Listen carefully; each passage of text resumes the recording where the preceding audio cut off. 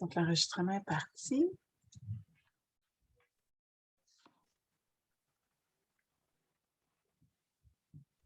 Demande d'afficher une page que vous désirez. Choisissez OK, ils ont changé ça un peu.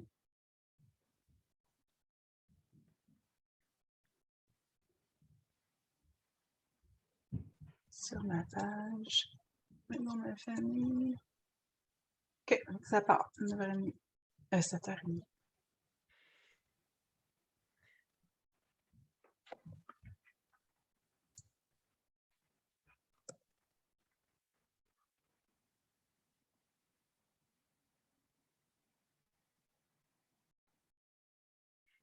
Et donc, ça y est, nous sommes en live. Alors, bonsoir, chers parents qui nous suivez encore une fois sur la page Facebook de la Maison de la famille des Pays d'en haut. Donc, on est vraiment heureux ce soir de vous présenter un nouveau Facebook Live qui vous est offert par la Maison de la famille des Pays d'en haut, évidemment, mais aussi les partenaires à la réussite éducative des Laurentides, qui vous offrent toute cette série de Facebook Live qui traite du développement de vos enfants et de leur vie scolaire pour vos enfants de 6 à 12 ans. Alors, mon nom est Geneviève Cusson, je suis orthopédagogue et consultante chez Futé et j'ai l'honneur d'animer toute cette série de live. Et ce soir, je serai en compagnie d'Amélie Monette. Amélie qui est intervenante à la Maison de la famille des Pays d'en haut. Et alors, bonjour Amélie. Bonjour, ça va bien? Ça va toi aussi? Oui, merci. Oui.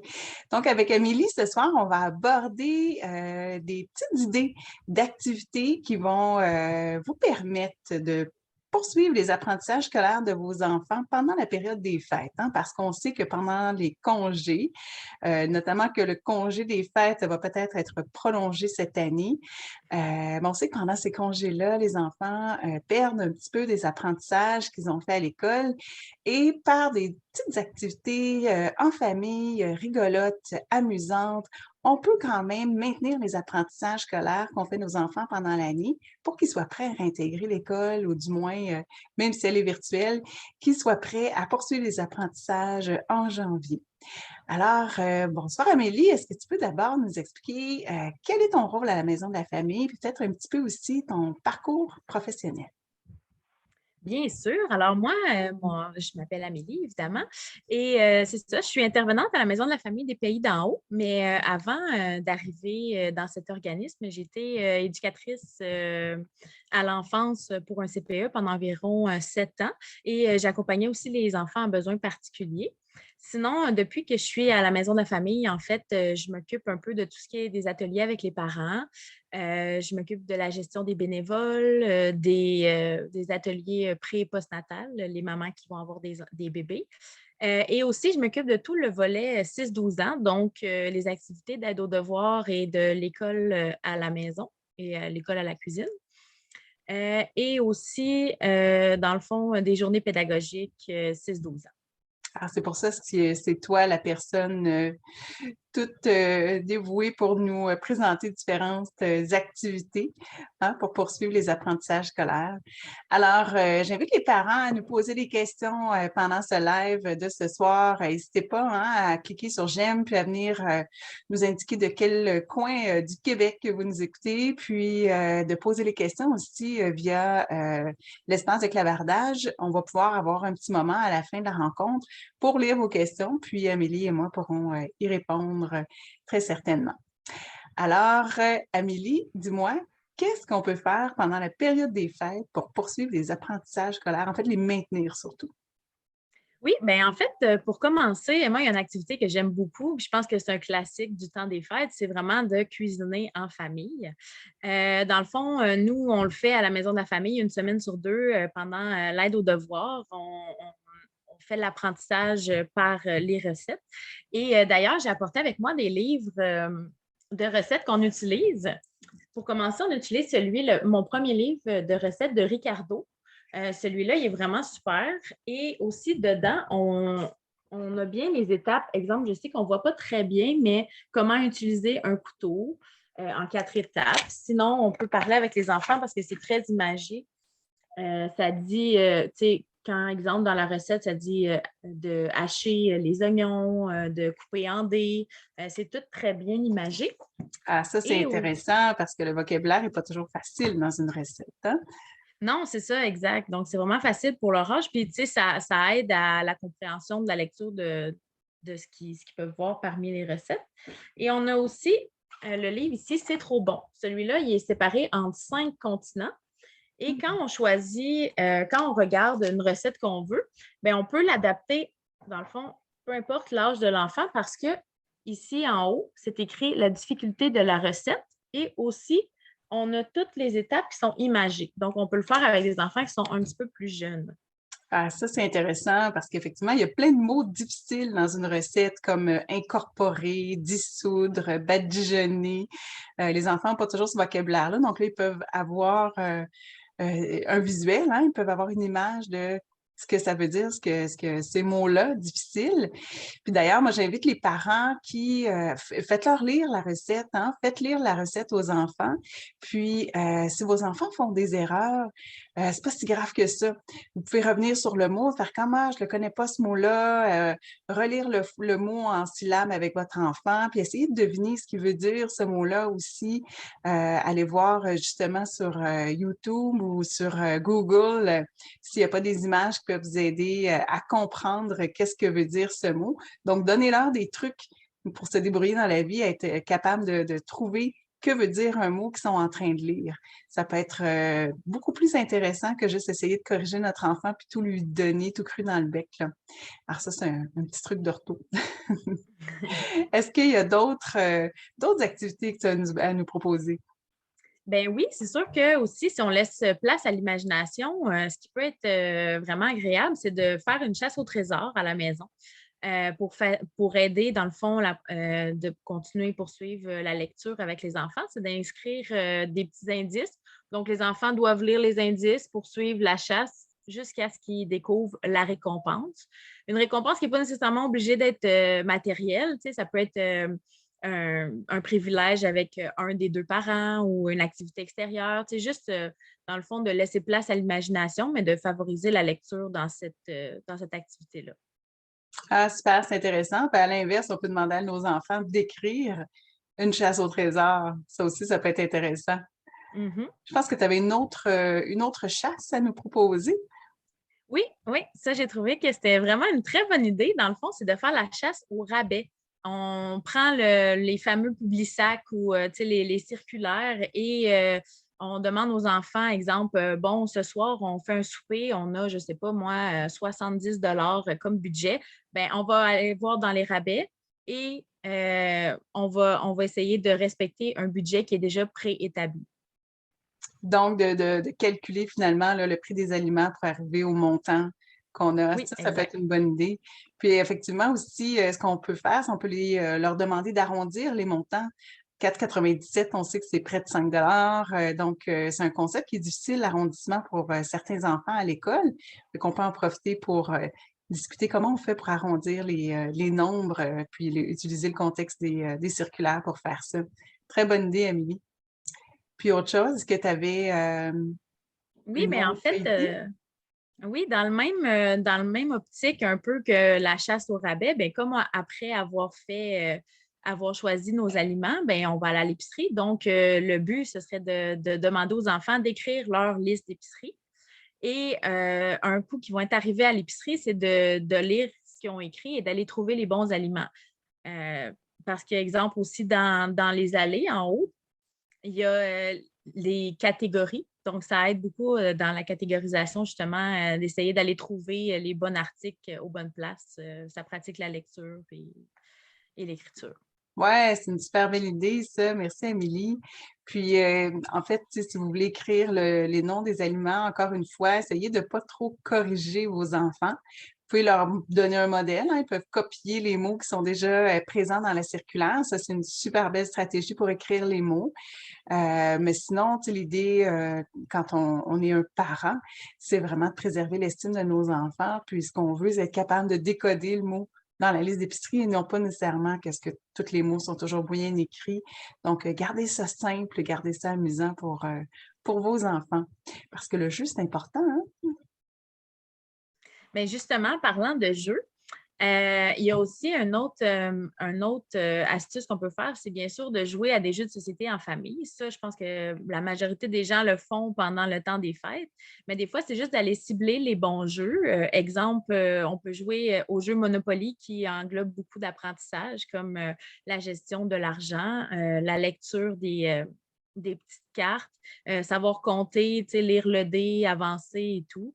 Donc, ça, c'est vraiment un jeu qui, selon moi, englobe beaucoup d'apprentissage. Et il y a aussi le jeu de la bataille. Par exemple, il y a des jeux de bataille pour enfants qui ont des cartes avec, exemple, l'éléphant il est grand comme 6 et le chat est grand comme 3. Donc, c'est de savoir lequel est le plus grand. OK, donc il y a toutes sortes de jeux, dans le fond, qu'on peut se procurer pour retravailler puis garder en mémoire là, tous les acquis scolaires.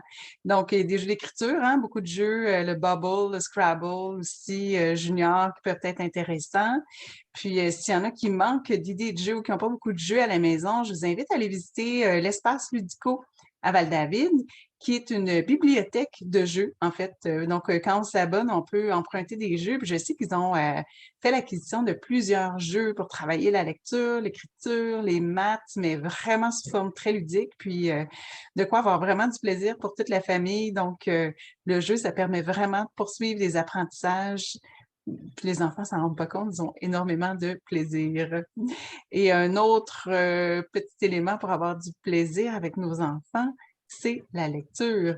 On en a parlé déjà beaucoup dans les derniers Facebook Live, donc je pense que tu avais des petites choses à nous proposer au niveau de la lecture.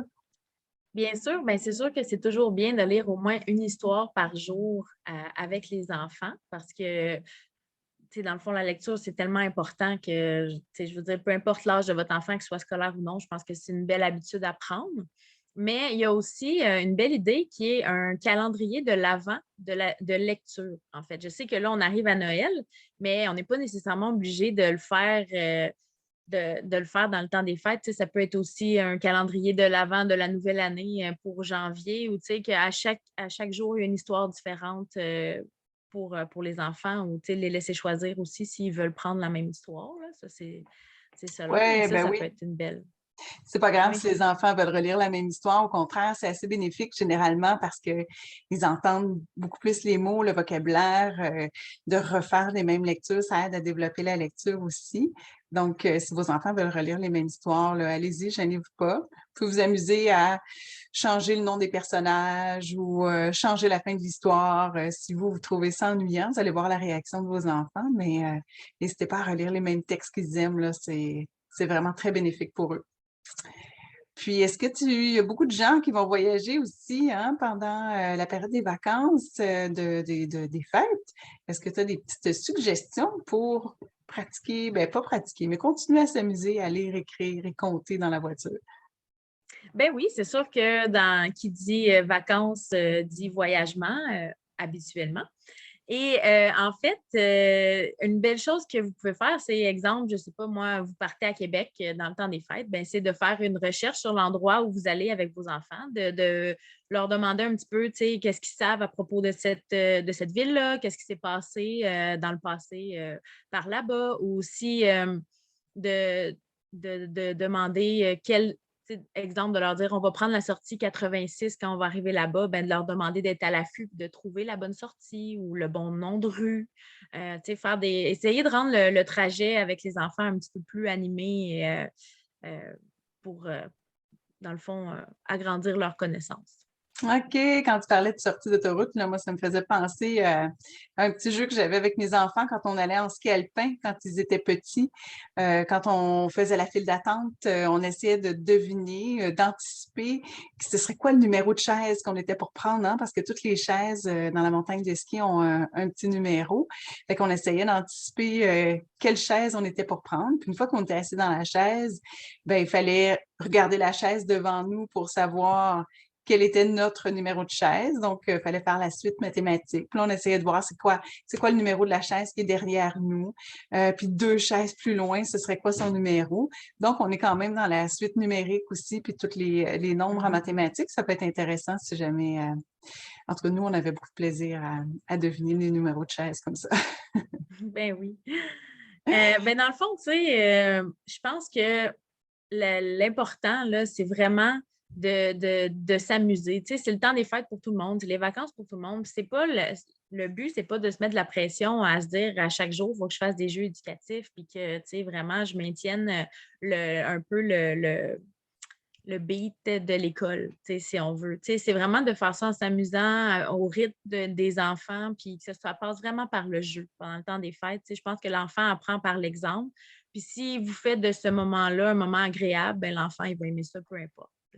Ouais, merci. C'est tellement vrai, Amélie, que c'est vraiment dans le plaisir, puis dans la relation avec nos parents aussi, qu'on continue d'apprendre, puis on s'en rend plus compte à ce moment-là. Mhm. Super. Alors, si je résume un peu là, tout ce que tu nous proposes, finalement, c'est d'utiliser tous les contextes de la vie quotidienne pour les faire lire, écrire, compter, deviner, tout en s'amusant, c'est ça. Vraiment, ayez du plaisir, faites des devinettes, des jeux, restez dans la simplicité, puis amusez-vous avec vos enfants pendant la période des fêtes. C'est bien ça? Oui, vraiment. Super. Alors, merci Amélie de nous avoir partagé toutes ces idées d'activités. J'espère qu'à la maison, ça vous sonne des petites cloches pour faire des petites activités là, avec vos enfants, puis tout en continuant à pratiquer la lecture, l'écriture et les mathématiques. Et on vous souhaite un très joyeux temps des fêtes à tout le monde, à toutes les familles, un bon repos, passez du temps ensemble, amusez-vous, allez jouer dehors, ça fait du bien, on en a vraiment besoin. Donc, alors, un joyeux temps des fêtes à toutes vous et on se retrouve en janvier. Non, c'est pas vrai, on se retrouve en février. Le 2 février, ça sera notre prochain Facebook Live. On va recevoir Stéphane Pipon, qui est directeur à l'école primaire de Saint-Sauveur, qui va venir nous parler de bulletins scolaires. Donc, il va nous présenter un peu comment on comprend ça, un bulletin scolaire, puis comment on aborde notre bulletin scolaire avec notre enfant aussi. Alors, c'est un prochain Facebook Live à suivre. Et je vais un petit peu rapidement parce que j'ai vu qu'il n'y avait pas de questions du tout ce soir. Fait que j'imagine que toutes nos propositions ont été bien claires, Amélie. Merveilleux. Super. Alors, je vous remercie à tous de nous suivre à la Maison de la famille des Pays d'en haut avec ces Facebook Live. Merci, Amélie, d'avoir été là ce soir. Merci. Joyeux Noël. Joyeuses fêtes à tout le monde!